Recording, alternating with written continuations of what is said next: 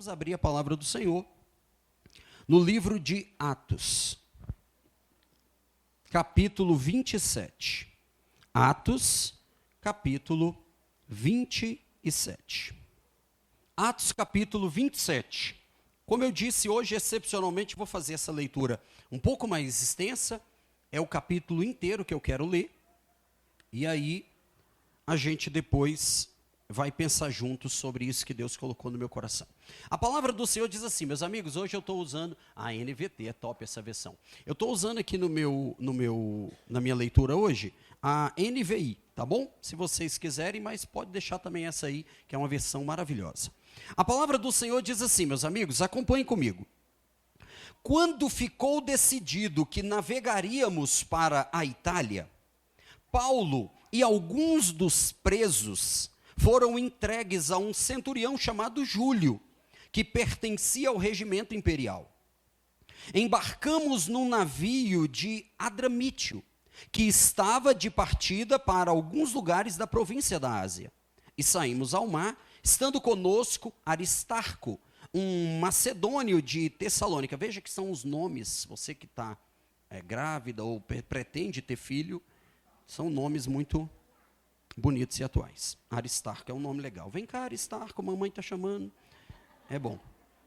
No dia seguinte, ancoramos em Sidom e Júlio, num gesto de bondade para com Paulo, permitiu-lhe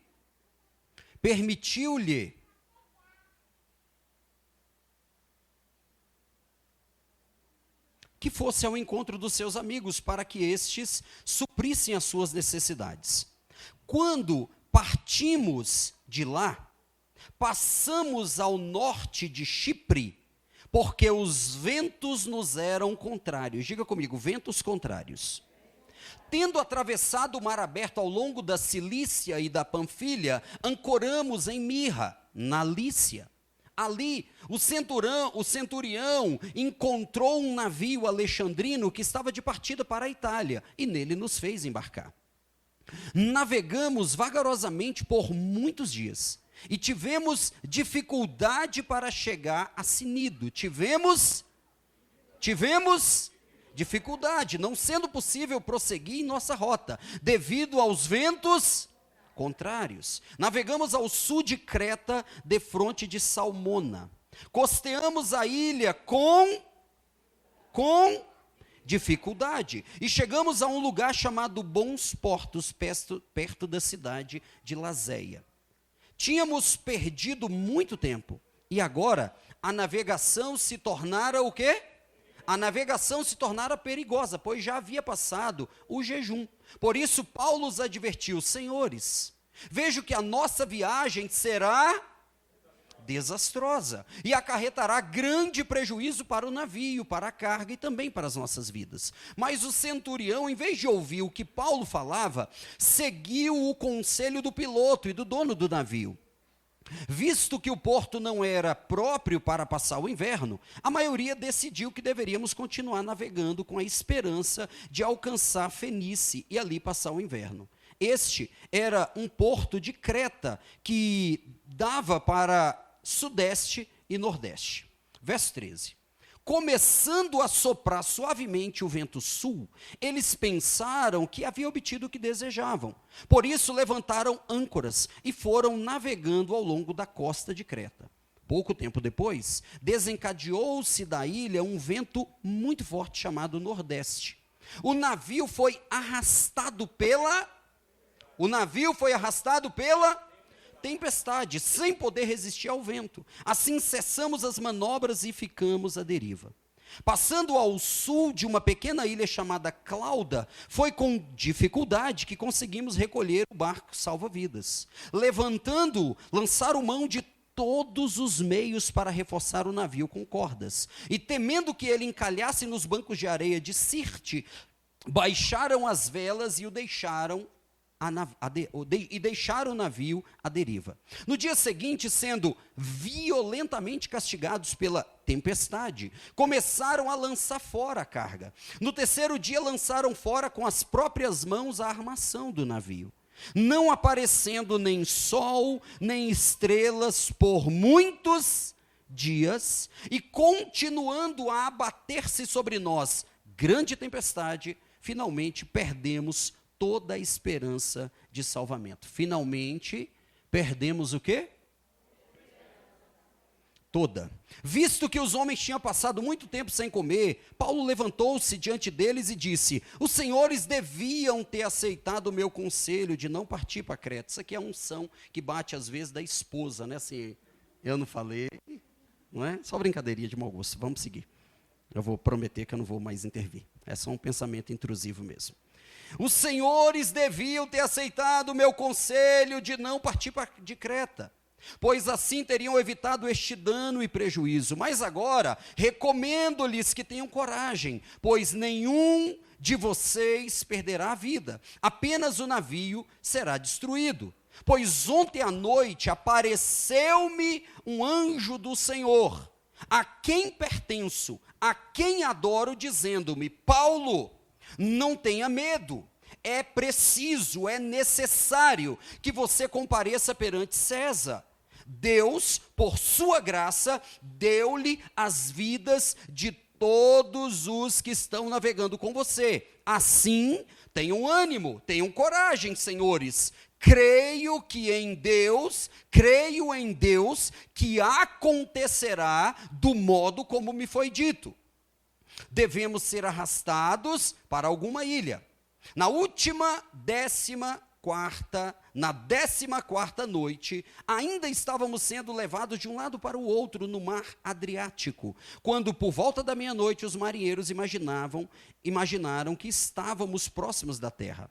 Lançando a sonda, verificaram que era a profundidade de 37 metros. Pouco depois, lançaram novamente a sonda e encontraram 27 metros. Temendo que fôssemos jogados contra as pedras, lançaram 4 âncoras da popa e faziam preces para que amanhecesse o dia. Tentando escapar do navio, os marinheiros baixaram o barco salva-vidas ao mar, a pretexto de lançar âncoras da proa. Então Paulo disse ao centurião e aos soldados: se estes homens não ficarem no navio, vocês não poderão se salvar. Com isso, os soldados cortaram as cordas que prendiam o barco salva-vidas e o deixaram cair. Pouco antes do amanhecer, Paulo insistia que todos se alimentassem, dizendo: hoje faz 14 dias que vocês têm estado em vigília constante, sem nada comer. Agora, eu os aconselho a comerem algo, pois só assim poderão sobreviver. Nenhum de vocês perderá um fio de cabelo sequer. Tendo dito isso, tomou o pão e deu graças diante de todos, então partiu e começou a comer. Todos se reanimaram e também comeram algo. Estavam a bordo 276 pessoas. Depois de terem comido até ficarem satisfeitos, aliviaram o peso do navio, atirando todo o trigo ao mar. Quando amanheceu, não reconheceram a terra, mas viram uma enseada com uma praia, para onde decidiram conduzir o navio, se fosse possível. Cortando as âncoras, deixaram-nas no mar, desatando ao mesmo tempo as cordas que prendiam os lemes. Então, alçando a vela da proa ao vento, dirigiram-se para a praia. Mas o navio encalhou num banco de areia, onde tocou o fundo. A proa encravou-se e ficou imóvel, e a popa foi quebrada pela violência das ondas. Os soldados resolveram matar os presos, para impedir que algum deles fugissem jogando-se ao mar. Mas o centurião queria poupar a vida de Paulo e os impediu de executar o plano. Então, ordenou aos que sabiam nadar que se lançassem primeiro ao mar em direção à terra. Os outros teriam que salvar-se em tábuas ou em pedaços do navio. Dessa forma, todos chegaram a salvo em terra. Vou ainda pedir mais um pouquinho da sua paciência. Uma vez em terra, descobrimos que a ilha se chamava Malta. Os habitantes da ilha mostraram extraordinária bondade para conosco. Fizeram uma fogueira e receberam bem a todos nós, pois estava chovendo e fazia frio. Paulo ajuntou um monte de gravetos. Quando os colocava no fogo, uma víbora, fugindo do calor, prendeu-se à mão de Paulo. Quando os habitantes da ilha viram a cobra agarrada na mão de Paulo, disseram uns aos outros: certamente este homem é assassino, pois tendo escapado do mar, a justiça não lhe permite viver. Mas Paulo, sacudindo a cobra no fogo, não sofreu mal nenhum. Eles, porém, esperavam que ele começasse a inchar ou que caísse morto de repente. Mas, tendo esperado muito tempo e vendo que nada de estranho lhe sucedia, mudaram de ideia e passaram a dizer que ele era um deus. Próximo dali, havia uma propriedade pertencente a Públio, o homem principal da ilha. Ele nos convidou a ficar em sua casa e por 3 dias bondosamente nos recebeu e nos hospedou. Seu pai estava doente, acamado, sofrendo de febre e de caganeira, disenteria. Paulo entrou para vê-lo e depois de orar, impôs-se-lhe as mãos e o curou. Tendo acontecido isso, os outros doentes da ilha vieram e foram curados. Eles nos prestaram muitas honras e, quando estávamos para embarcar, forneceram-nos os suprimentos de que necessitávamos. Agora eu termino o verso 16. Quando chegamos a Roma, Paulo recebeu permissão para morar por conta própria sob a custódia de um soldado. Sentado mesmo como você está, vamos orar mais uma vez. Senhor, nós estamos diante da Tua palavra e eu te peço, Deus, me ajuda nessa noite a compartilhar a Tua palavra com a clareza que o Senhor me deu. Eu preciso, Senhor, da Tua direção. Eu tenho certeza que essa é a palavra que o Senhor deseja falar, sobre a qual o Senhor deseja falar conosco hoje. Pai, fala conosco. Cada um de nós que está aqui tem algo para ouvir da parte do Senhor. Deus, eu quero ser como esse microfone que está nas minhas mãos, apenas um eco de uma voz que não é a minha, mas a sua. Fala conosco nessa noite, que a Tua palavra, que é poderosa, que transforma, que traz vida, que traz direção, que a Tua palavra venha ao nosso encontro nessa noite, que a Tua palavra traga respostas, que a Tua palavra traga direção, que a Tua palavra cure, que a Tua palavra, que é viva e eficaz, produza o resultado para o qual está sendo enviada nessa noite. Em nome de Jesus, você pode dizer amém? Amém. Nessa noite eu quero falar sobre um tema muito democrático, e o tema é sobre pressão. Qual é o tema? Pressão. Mais especificamente, eu quero falar da pressão ao propósito. Eu quero falar sobre esse tema. Deus, essa semana inteira, tem ministrado ao meu coração sobre isso, e eu, orando, buscando, entendi que essa era a direção que Deus queria falar comigo e com você nessa noite. Diga comigo, da pressão ao propósito. Nós sabemos, e todos nós que estamos aqui, em algum momento da vida, ou até hoje mesmo que estamos aqui, estamos passando por algum tipo de pressão. Quando a gente fala de pressão, a gente está falando daquilo que nos oprime, daquilo que de alguma forma nos esmaga, daquilo que de alguma forma nos pressiona, daquilo que de alguma forma rouba a nossa energia, daquilo que de alguma forma nós temos que lutar contra, por força contra. Então são pressões. Eu e você, todos nós que estamos aqui, passamos por pressões de todas as ordens. Quando Jesus, lá conversando com os discípulos, disse assim: olha, eu vou dar uma palavra para vocês, para que em mim vocês tenham paz. No mundo vocês vão ter aflições. No mundo vocês vão ter pressões. No mundo vocês vão ter dificuldades. No mundo vocês vão ter oposição. No mundo vocês vão ter uma jornada que nem sempre vai ser fácil. Mas ele disse: tenham bom ânimo, tenham coragem, porque eu venci o mundo. Então, quando a gente olha para a palavra de Deus, meus amigos, Deus não nos deixa enganados. Deus não faz promessas mentirosas. Deus não é inconsequente. Ele não coloca nas letrinhas pequenininhas que nós vamos passar por pressões, dificuldades e coisas do tipo. Não. Deus não deixa nas letrinhas pequenas que o diabo, nosso adversário, vai todo o tempo lutar contra nós, porque a Bíblia diz, meu amigo Ricardinho, que o diabo se levanta contra tudo que se chama Deus. Tudo aquilo que carrega a marca de Deus torna-se imediatamente um inimigo do diabo. E eu quero dizer para você que é melhor o diabo tentando te parar do que tentando te patrocinar. É muito melhor nós sabermos que todo dia ele está lutando contra a gente, do que nós cairmos na mentira do diabo e começarmos a ser patrocinado por ele, negando os valores e princípios que Deus espera que eu e você vivamos.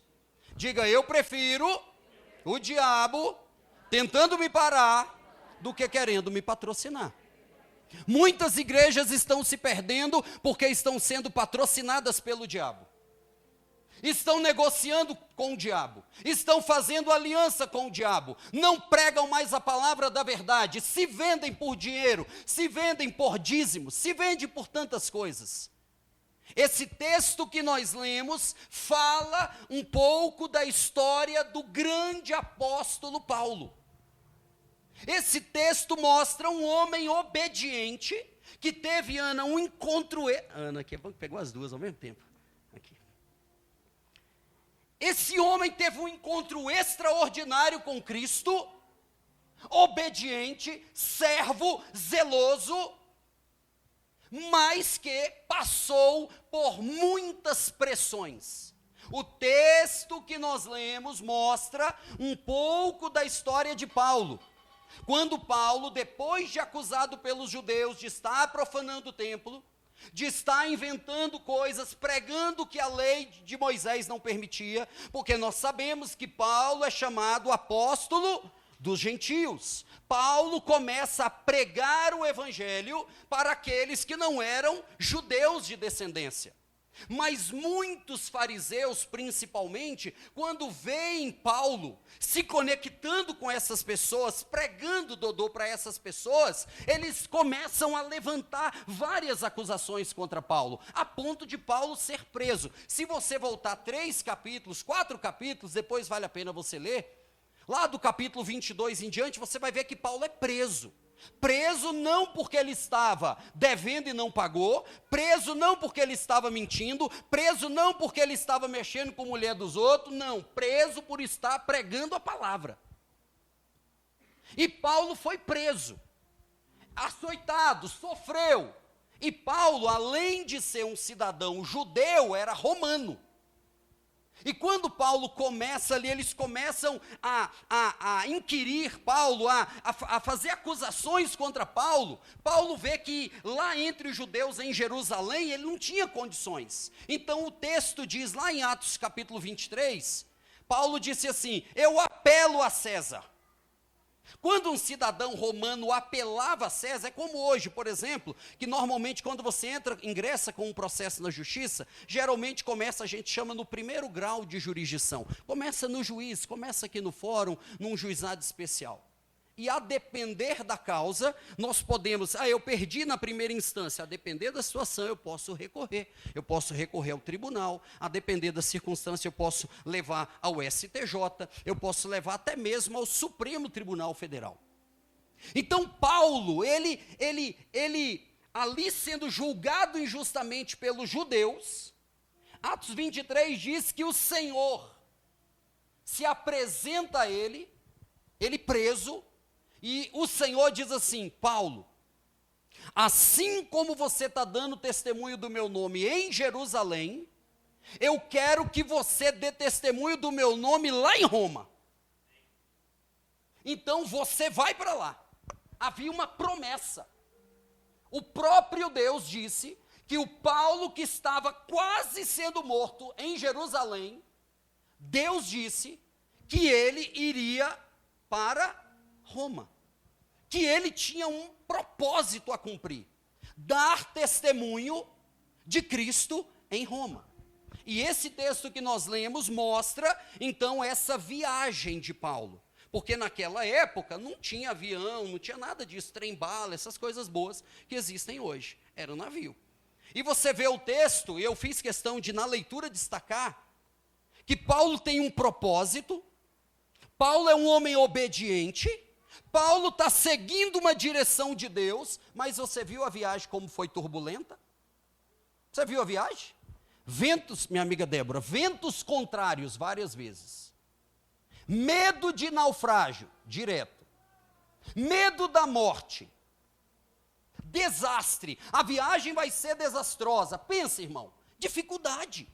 Nós estamos falando de um homem obediente, que cumprindo um propósito, vai passar, vai ser forjado na jornada da pressão. E nós precisamos resgatar essas verdades bíblicas. Porque muitas vezes nós temos uma falsa impressão de que o obedecer a Deus é uma garantia de que a travessia vai ser tranquila. Da mesma forma, muitos de nós temos uma teologia errada acerca do sofrimento, muito rasa biblicamente. Por quê? Porque assim como muitas vezes nós pensamos que, como eu estou obedecendo, a viagem vai ser de boa. E quando muitas vezes a gente passa por uma tempestade, a gente já começa, onde que eu estou errando? Em que eu estou em pecado? Lembra dos amigos de Jó? Quando viram, né, Joelma? Jó passando aquele negócio todo, qual era a conversa? Jó, confessa, rapaz. Não é, minha amiga? O que você disse? Confessa, rapaz. Isso aí é retribuição pelo seu... Às vezes a gente se coloca nesse lugar. É verdade, eu já disse isso aqui, que toda desobediência é desastrosa. Você pode dizer isso? Toda desobediência é desastrosa. Isso aí é fato. Mas nem sempre a obediência nos livra da pressão, e nem sempre a pressão é consequência da desobediência. Paulo está em obediência. Paulo está no centro da vontade de Deus, mas Paulo está indo cumprir um propósito. E cada um de nós que estamos aqui nessa noite tem um propósito diante de Deus. Cada um de nós, se você, independente de questão ministerial, além das possibilidades de propósitos ministeriais, como eu tenho um propósito de fazer isso aqui que eu estou fazendo nessa noite. Isso aqui é meu propósito. Eu estou cumprindo o que Deus me chamou para fazer, pastoreando. Mas independente disso, por eu ser um cristão, há um propósito para a minha vida, glorificar o nome de Cristo. Por eu ser um marido, há um propósito para a minha vida, amar a minha esposa como Cristo amou a igreja. Por eu ser filho, há um propósito na minha vida, honre teu pai e a tua mãe. Vocês estão entendendo o que eu estou dizendo? Todos nós temos propósitos para cumprir nessa pequeníssima jornada que nós vamos estar aqui na terra. Escute, nós somos seres espirituais com uma breve jornada humana. Nós somos um espírito que tem um corpo, não é um corpo que tem espírito. Nós nascemos em Deus, e é por isso que Eclesiastes diz que a eternidade está dentro de nós, porque esse aqui não é o meu destino final, nem o seu destino final. Nós não somos humanos que vamos ter uma experiência espiritual, não. Nós somos seres espirituais com uma experiência temporária humana. Não podemos perder o foco, temos um propósito. Paulo está indo cumprir, meus amigos, o seu propósito, e é pressão. É dificuldade, é luta. Se a gente passar o microfone aqui, é pressão de todo lado. É pressão financeira. O dinheiro não dá. Estava conversando essa semana com a Teca sobre isso. Assunto batido, mas não tem como. Eu vou muito a supermercado. E, gente, está uma loucura. Até a sacolinha você tem que pagar. E você sai com as coisas aqui segurando, chorando 350. É assim ou não é? Você não comprou uma carne? Eu já fiz isso várias vezes. 350. Falei, moça, você passou dobrado. Confere aí. Pressões financeiras, pressões familiares, casamentos que muitas vezes estão vivendo apenas como convivências de irmãos, frieza espiritual, falta de direção, falta de propósito, gastando a vida, que é um presente, de maneira muitas vezes sem propósito, sem utilidade, sem servir, sem fazer algo diferente nesse mundo tenebroso.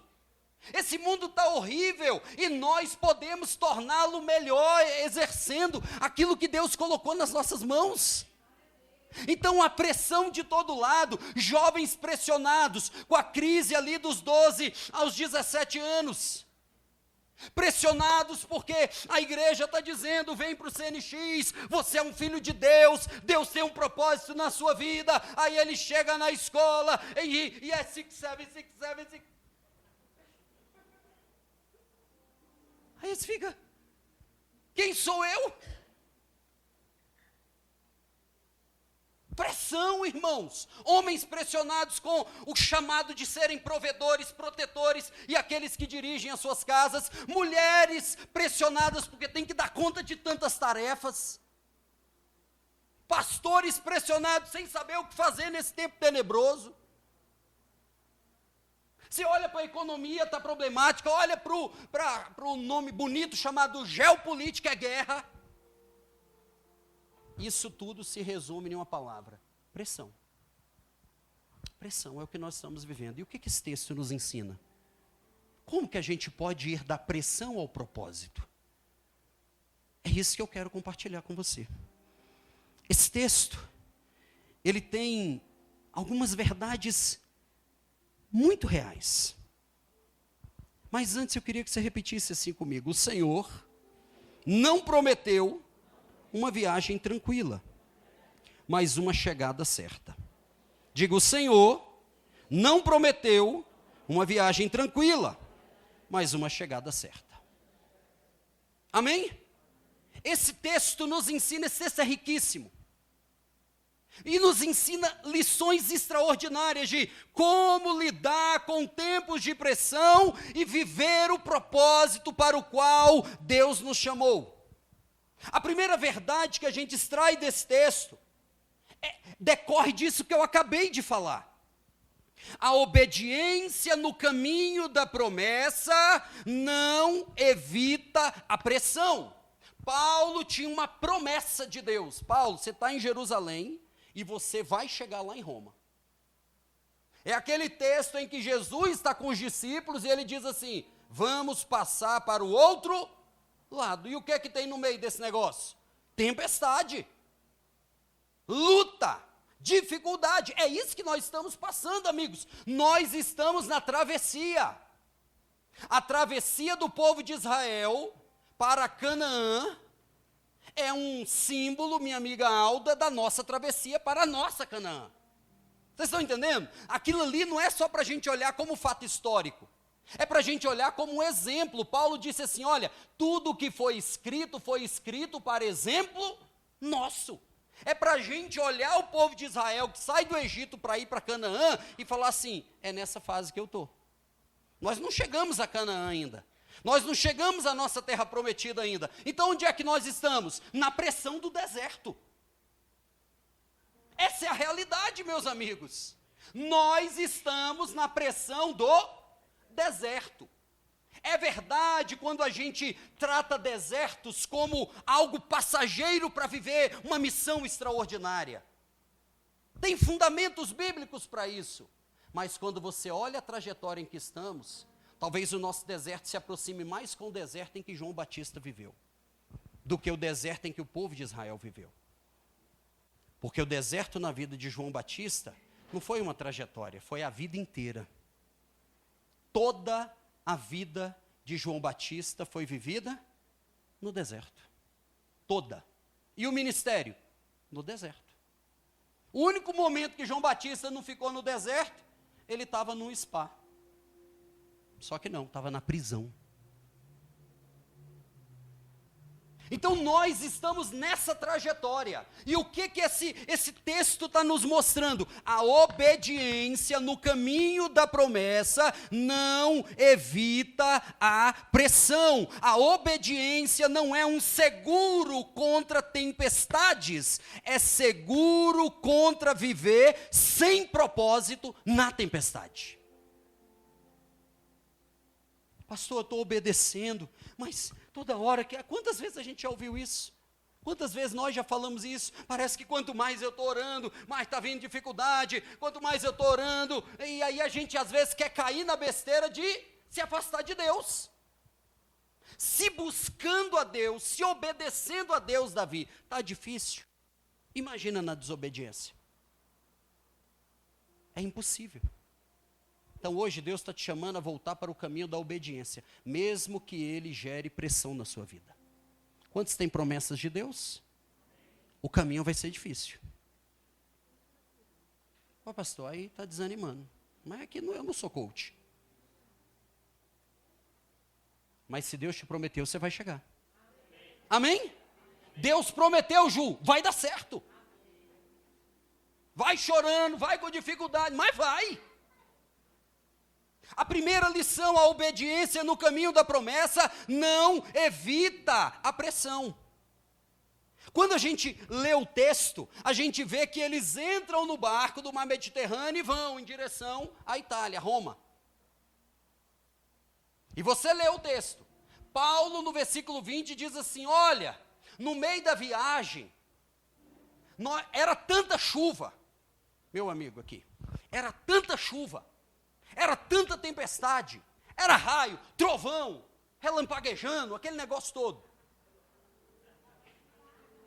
que eles ficaram 3 dias sem ver sol, estrela, nuvem, nada.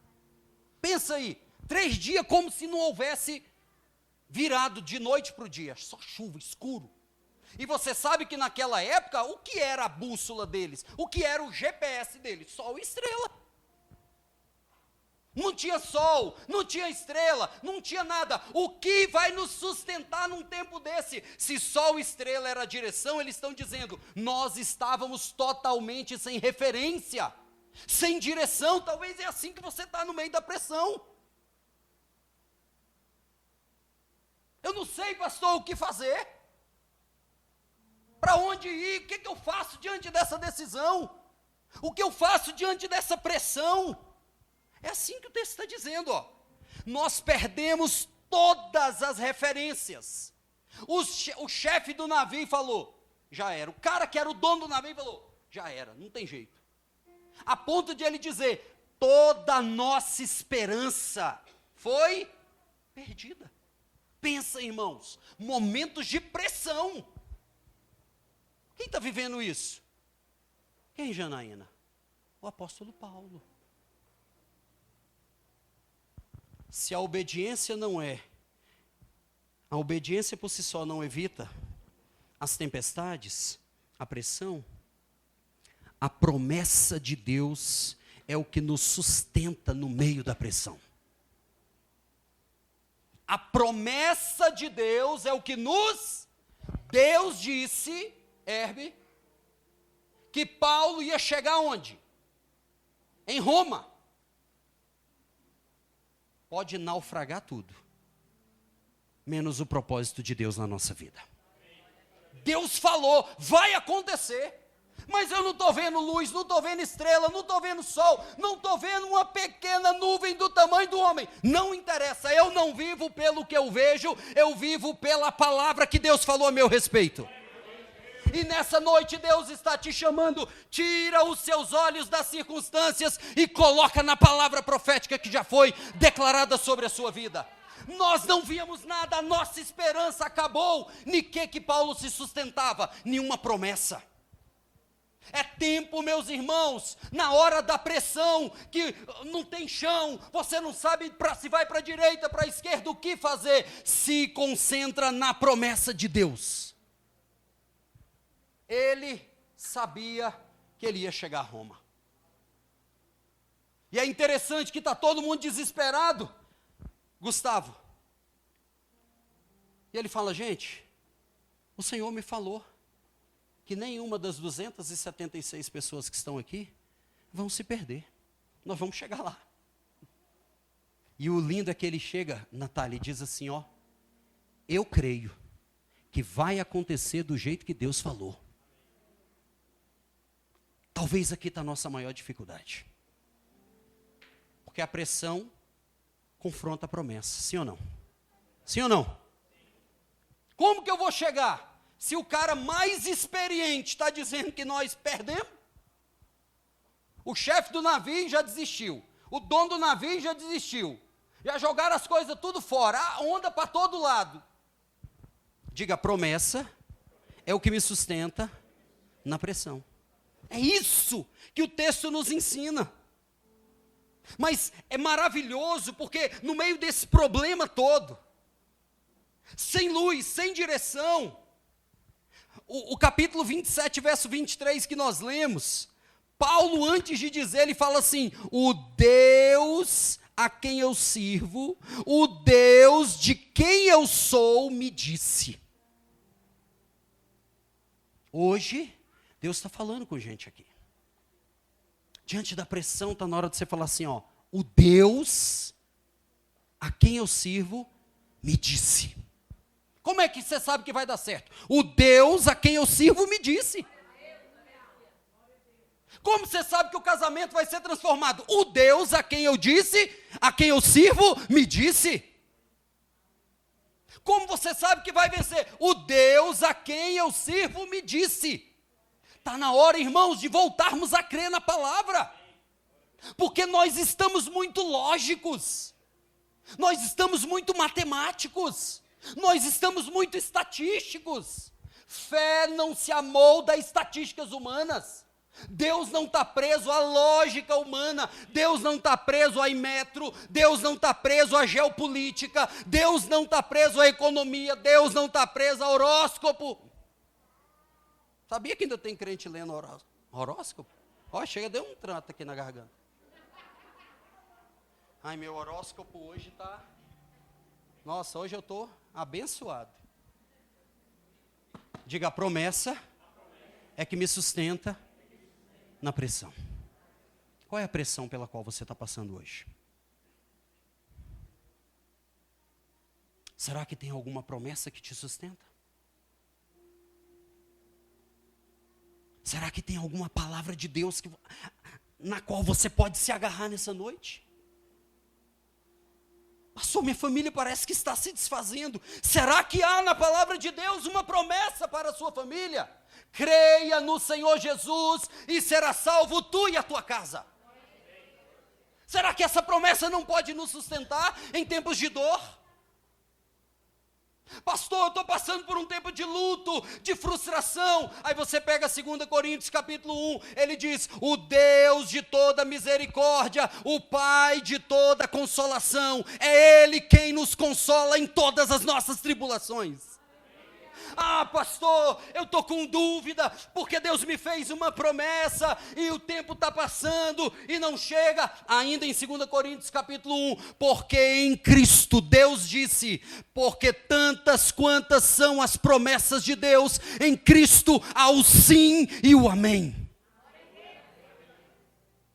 Você tem noção desse Deus que faz a promessa, meu amigo pastor Raul?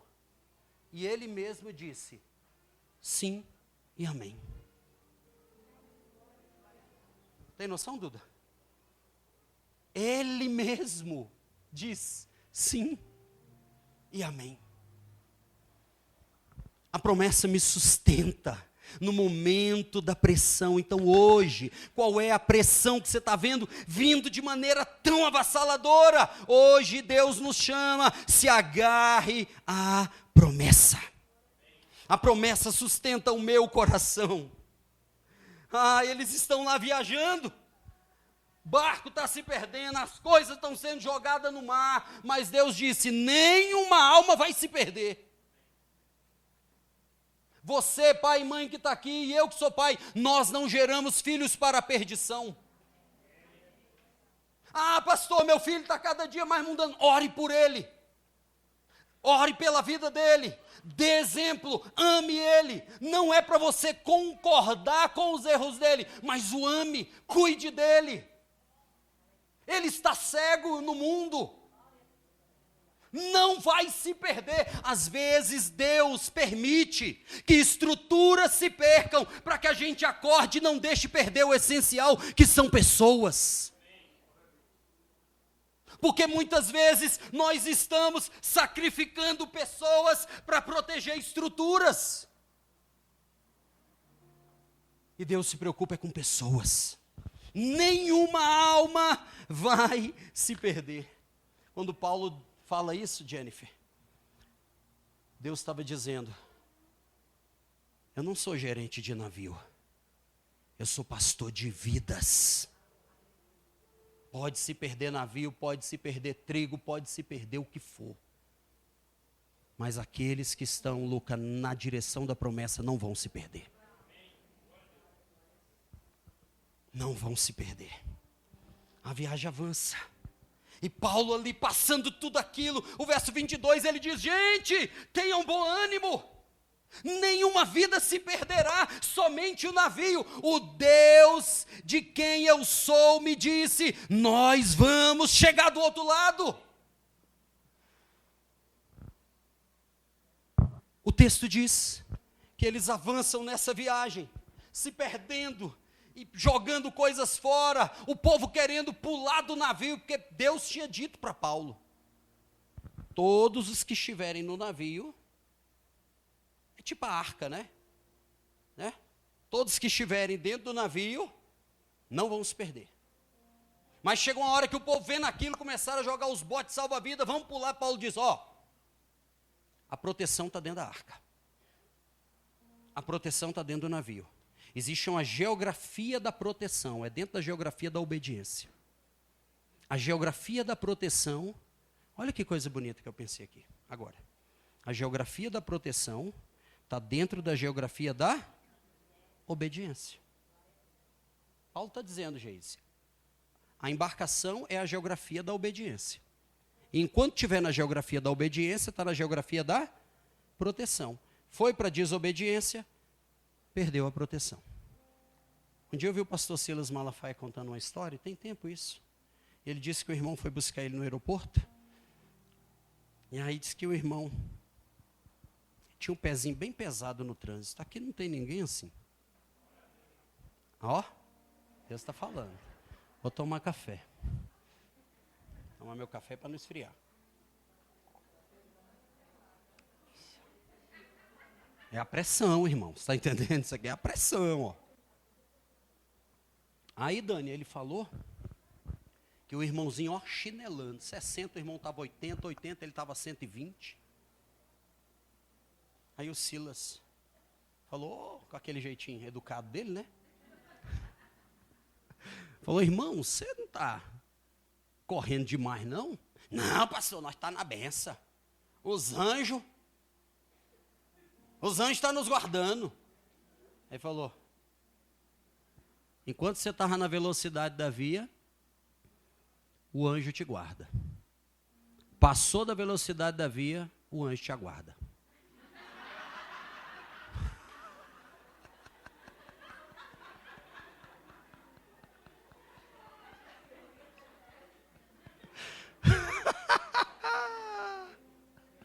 E aí, como é que você está? Não olha para o lado nem nada.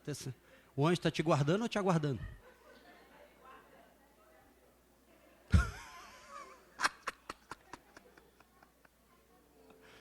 Diga,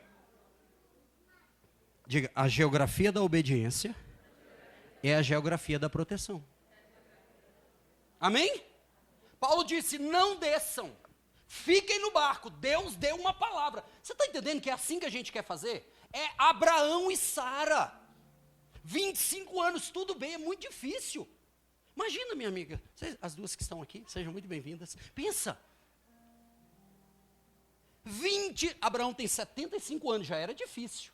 Falar que ia nascer com 76, sim ou não? Sim ou não, irmãos? Mas só que 25 anos depois, e Abraão ainda não tem filho. Quando Abraão está com 90, aí fala, rapaz, como é que vai ser esse negócio? Deus falou, eu estou achando que vai ser o cara da minha casa que vai ser meu herdeiro, e Deus não, rapaz. Ser perfeito permanece fiel. Aí você sabe, Abraão, sem pedir direção para Deus, vai para o Egito. No Egito, ganha um presente, chamada H. É por isso que hoje tem aquela expressão, deu um H. Já viu quando o cara dá um... Você não entendeu, né? Depois eu te explico. Recebeu um presente no Egito. Qual presente? H. O que é H? O atalho. É os irmãos, minha amiga Nájila, querendo jogar o bote. Paulo falou, fica no navio. A proteção de Deus está aqui. Eu quero dizer, Deus está falando com gente aqui. Não se precipite. Não se precipite. Você não está vendo, você não vive pelo que você vê, você vive pelo que você crê. Nós não vivemos por sentimento.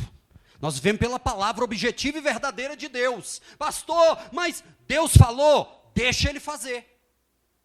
Ele não é homem para que minta, não é filho do homem para que se arrependa. Por acaso diria e não faria? Diz número 23. Não, Ele vai fazer. Paulo disse, não saiam. E aquela bagaceira toda chegaram na ilha. Ufa, glória a Deus, chegaram na ilha. O texto diz, o capítulo 28, que eles chegam na ilha. Quando eles chegam na ilha, o povo vem, cuida deles, Deus usando aquela graça comum, povos estrangeiros cuidam dele e tal. Pensa, Paulo passando esse trabalho todo para cumprir um propósito. A Bíblia diz que quando chega na ilha, o povo faz uma fogueirinha lá, e eles estão arrumando e tal. Aí a Bíblia diz que Paulo juntou uns pedacinhos de madeira lá, uns cavaquinhos de madeira, e vai colocar na fogueira. Quando ele coloca lá, vem uma víbora, crá, na mão dele. Pensa, irmão. O cara fala, ah, não, Senhor, chega. Para viver meu propósito, eu tenho que passar por tudo isso? Tem, você não quer viver? Quantos querem viver o propósito de Deus? Não estou dizendo que você vai ser mordido por víbora, não. Mas eu estou dizendo para você, essa é a teologia bíblica correta do que Deus está ensinando. Permanece, irmão. Permanece. Se Deus está permitindo você passar, é porque você dá conta. Diga assim hoje, eu dou conta. Isso aqui não é autoafirmação não, é o que Deus disse. Eu não vou deixar você passar por tentações além do que possa suportar. Você acha que Deus é um pai inconsequente? Não, Ele sabe que você dá conta. Ele sabe que eu dou conta. Tem hora, irmão, que eu falo, Deus, poxa.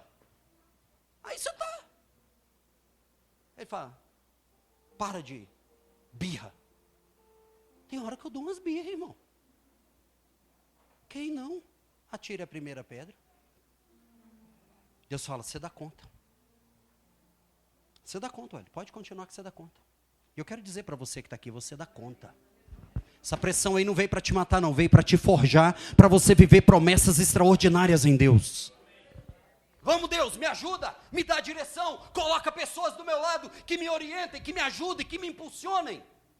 É isso, irmãos, vai para a palavra, vê o que esses homens passaram. Vê o que Jesus passou, vê o que Noé passou, vê o que Moisés passou, vê o que Davi passou. Ai, é tão lindo a gente falar da história de José. Você tem noção da pressão que José passou?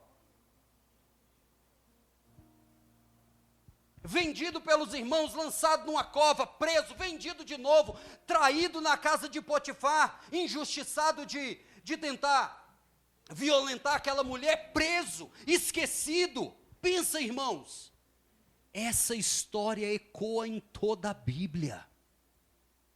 Está lá. Quando eles chegam, o povo cuida deles.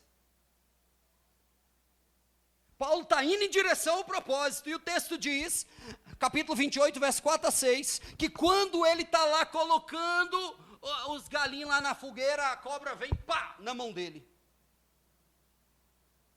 Aí aqueles que estavam ao redor dele dizem assim, certamente é um assassino. Certamente. Entendeu a teologia?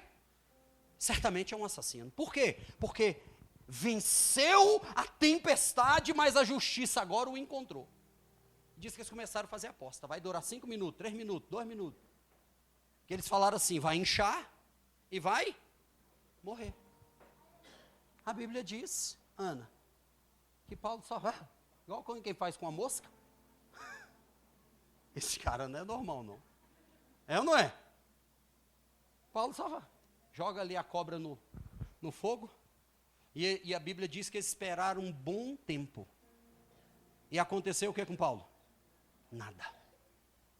É tão interessante que eles acabaram de dizer, é um assassino. A justiça o encontrou. Mas como não aconteceu nada, eles mudam imediatamente. Era uma reprovação. Era uma rejeição. Agora, imediatamente, eles mudam e dizem, é um Deus. É um herói. é uma pessoa extraordinária. Isso é uma lição importante para nós. No cumprimento do propósito, diga comigo, no cumprimento do propósito, eu preciso me livrar da escravidão, da aprovação ou da rejeição.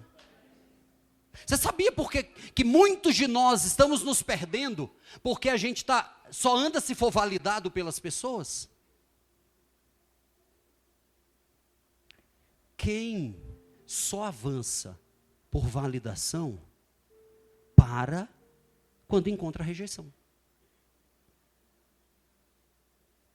Imagina Paulo indo para o propósito. Passou por tudo isso. Já tinha sido açoitado, já tinha sido apedrejado e tal. Aí agora vem uma cobra, Joel, aí o morde. Aí os caras falam assim, assassino, é assassino. Ah não, senhor, agora ó. Chega, tira o crachazinho, Leilane, e entrega. Não é assim? Você é guiado pela promessa, pelo propósito ou pela aprovação das pessoas? Estou dizendo que a rejeição é correto? Estou dizendo que vai acontecer. É isso que eu estou te dizendo nessa noite. O propósito me livra da escravidão. Escute essa palavra que eu estou te dizendo. É uma escravidão viver dependendo da aprovação dos outros. E tem muita gente que está fugindo do seu propósito porque foi rejeitado. Esse texto está nos ensinando. Ele chama Paulo de assassino. Paulo, ó. Chama Paulo de Deus e ele. Está entendendo, Ramon? Vocês estão entendendo? Está entendendo, meu amigo Ricardinho? Paulo se preocupou com ser chamado de assassino? Paulo se preocupou em ser chamado de Deus? Não. Porque ele está conectado num propósito. E o propósito me livra. Nós temos que tomar cuidado com esse caminho em que eu estou só em busca de aprovação. Veja que aqui nós temos dois extremos, uma rejeição total, assassino, uma exaltação exagerada, é um Deus. Ele é um Deus. E tem muita gente que está se perdendo por causa da rejeição. E é ruim a rejeição. Seja de um pai, seja de um namorado, seja de uma namorada, seja de um líder espiritual. É horrível, não estou dizendo que está correto. O que eu estou dizendo é que hoje Deus está dizendo assim, ó, não viva preso à aprovação dos outros. Quem deve te aprovar, já te aprovou, é Deus. Já provou todo o amor que tem por você, mandando Cristo para morrer no meu e no seu lugar na cruz. Se isso não provar amor, irmãos, amém? Diga, eu preciso me livrar da escravidão, da aprovação e da rejeição. Diga comigo, pressão não cancela propósito. Diga, muitas vezes, a pressão é a plataforma do propósito. Vamos caminhar para a gente terminar. O texto diz, nessa sequência, Paulo, escuta, Paulo está indo para um propósito. Passou pela tempestade, obediência. Tempestade, naufrágio, promessa, sustentava ele. Chega lá na ilha, um chama de assassino, outro chama de Deus, e ele firme no propósito, não está preso a essas coisas. Só que o texto é lindo, porque ele diz que Paulo foi lá, foi picado por essa víbora, libera lá, termina, uma pessoa que era o mais influente da comunidade, chamado Públio, o chama para ir à sua casa. Aí o texto diz que Paulo vai e fica 3 dias com ele. Quando chega lá, o pai desse cara está doente. Paulo vai, estende aquela mão que tinha acabado de ser ferida, Ramon, e cura. Ah, irmãos, isso é muito lindo. Escute isso aqui, ó. Feridas curadas são ministérios abertos. Feridas abertas são ministérios e vidas estagnados.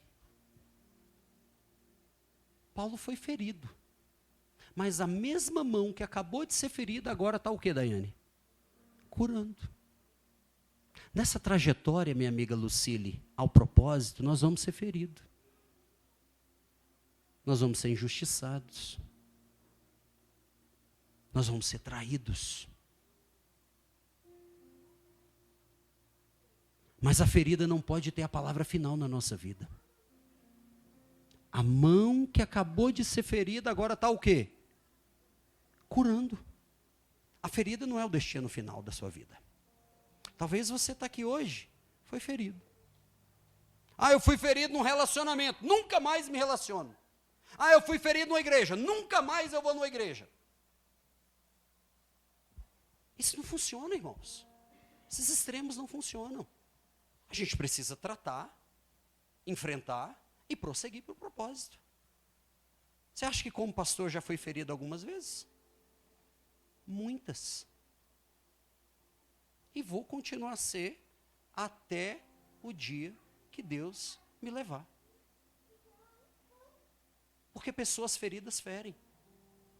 E a gente está rodeado de pessoas feridas. No seu trabalho, no lugar onde você treina, no lugar onde você vai. É só você encostar perto das pessoas, você vai ver. A Bíblia diz que a boca fala do que o coração está cheio. Deixa as pessoas falarem, para você ver. E Isis, sabe o que Deus muitas vezes vai fazer? Usar a ferida que você sarou para curar a pessoa que está do seu lado. Porque feridas curadas, muitas vezes se transformam em ministérios que restauram pessoas. Eu não estou dizendo que para eu ajudar alguém eu tenho que passar pela ferida, eu não estou dizendo isso. Mas quando eu leio 2 Coríntios capítulo 1, tem um texto lá que é tão lindo, que Paulo, Ailson, escreve assim: porque Deus, o Pai de toda misericórdia e o Deus de toda consolação, é que nos conforta em toda a nossa tribulação, para quê? Com a mesma consolação que recebemos de Deus, possamos consolar os que passam por várias tribulações. Olha que coisa linda que esse texto diz. Que do jeito que Deus trata as minhas feridas, Ele espera que eu faça o quê? Ajude o outro. Então esse texto termina nos ensinando, Paulo, eles estão esperando que Paulo vai parar o ministério, que Paulo vai morrer, que Paulo vai inchar. Não. A ferida curada, e Paulo agora continua seu propósito. A mão ferida foi curada, agora cura. Se coloque de pé para a gente concluir, por gentileza. Aquilo que quase parou Paulo, foi exatamente o que Deus usou para abençoar outras pessoas. Feridas curadas são pontes. Feridas abertas são muros. Você pode dizer isso comigo? Feridas curadas são pontes. Feridas abertas são muros. Como está a sua vida hoje? Coloca no capítulo 28, verso 16, por gentileza. Capítulo 28, verso 16. Onde que Paulo deveria chegar? Quando chegamos, Deus cumpre o que fala, sim ou não? Deus cumpre o que fala. É assim que eu quero que você termine esse culto hoje. Deus cumpre o que fala. Não há nenhuma tempestade, não há nenhum naufrágio que pode afogar o propósito de Deus na sua vida. Mas hoje, Deus nos chama a permanecer em obediência. Você tem um propósito. Não faça coisa do seu jeito. Você é um homem de Deus, você é uma mulher de Deus. Não use salva-vidas, bote salva-vidas, se Deus está mandando você permanecer no barco. Ele disse, a proteção está no barco. Não crie atalho. Não se precipite. Não fique agindo de forma imatura.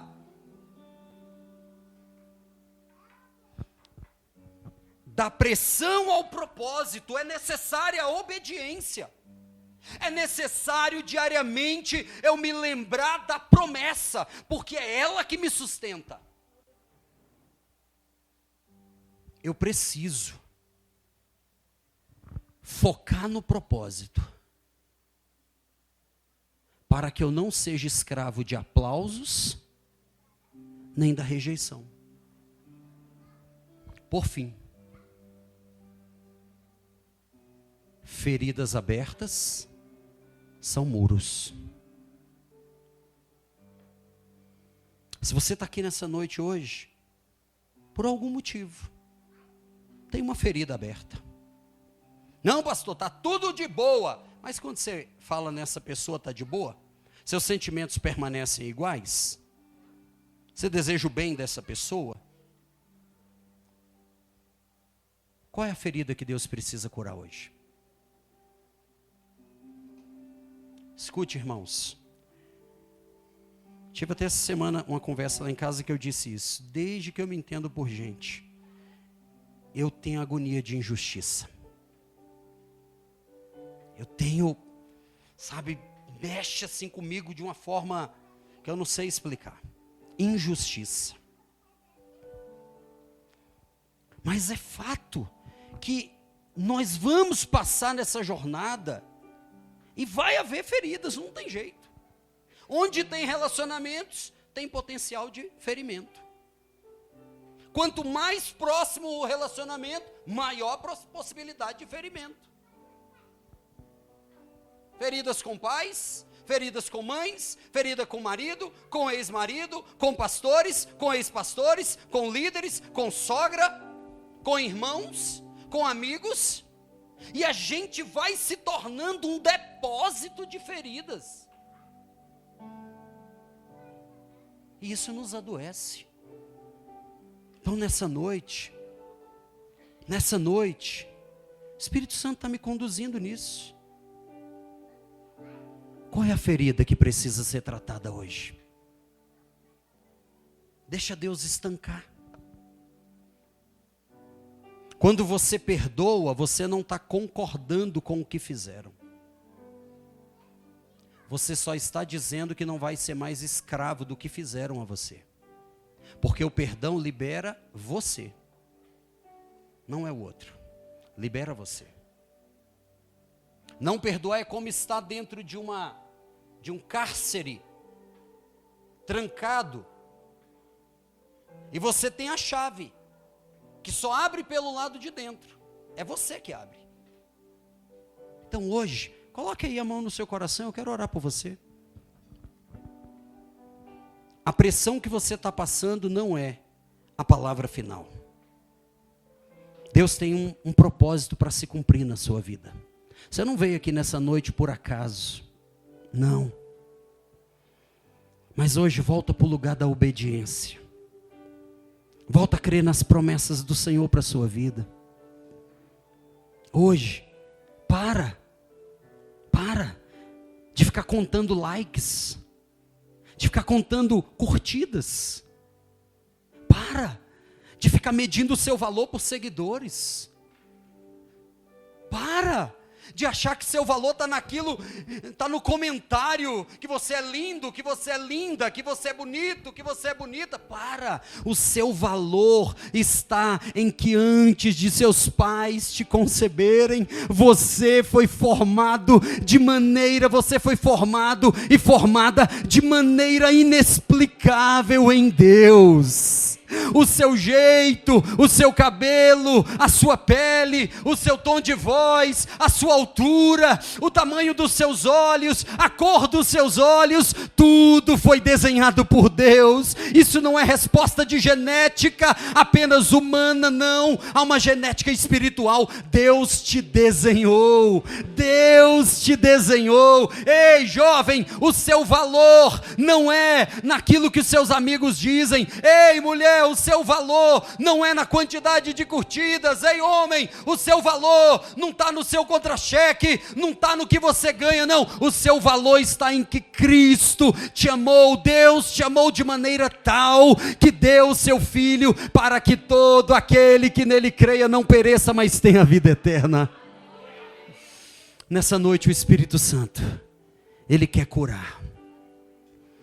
Ele quer curar. Hoje eu quero chamar você aqui na frente. Essa é a direção do Espírito Santo. Essa é uma noite de cura. Essa é uma noite de cura. Você que precisa receber uma oração. Pastor, eu preciso, a pressão estava quase me parando. A pressão, eu já estava pensando em desistir. Pastor, eu estava por causa da ferida, já decidido a fugir do propósito de Deus. Sai do seu lugar e vem aqui, eu quero orar por você. Essa é a direção do Espírito Santo. Essa é uma noite de cura. Essa é uma noite de cura. Essa é uma noite de milagres. Essa é uma noite de transformação. Pode sair do seu lugar e vir. Pode sair do seu lugar e vir. O Espírito Santo está falando conosco. Essa é uma noite de cura, meus irmãos. Eu não brinco com seus sentimentos, mas eu não vou negar o que o Espírito Santo está dizendo.